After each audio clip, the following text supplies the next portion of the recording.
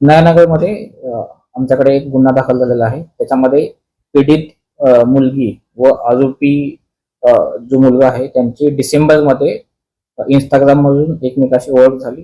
त्यानंतर त्यांनी जानेवारी 2026 मध्ये मीरा रोड येथे एका गार्डन मध्ये ते बसलेले असताना त्यांचा एक तिसऱ्या व्यक्तीने मुलाने फोटो काढला. त्यानंतर जी पीडित मुलगी आहे ती आरोपी मुलाला बोलली की कोणीतरी आपला फोटो काढत आहे.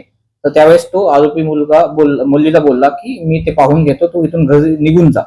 त्यानंतर आरोपी मुलाने जी पीडित मुलगी आहे तिला रात्री मेसेज केला की ज्या मुलाने फोटो काढला त्याला मी मारहाण केली. मारहाण केल्यामुळे माझ्यावरती अटेम्प्ट टू मर्डरचा गुन्हा दाखल झालेला आहे अशी खोटी माहिती दिली. आणि अशी त्या पीडित मुलीला सांगितलं की ह्या सर्व गोष्टीला तू जबाबदार आहे. आणि असे बोलून त्यांनी त्यानंतर पुढच्या 3 महिन्यामध्ये मुलीकडून 4.5 तोळा सोनं आणि काही कॅश असं तिला धमकी देऊन तिच्याकडून वसूल केला.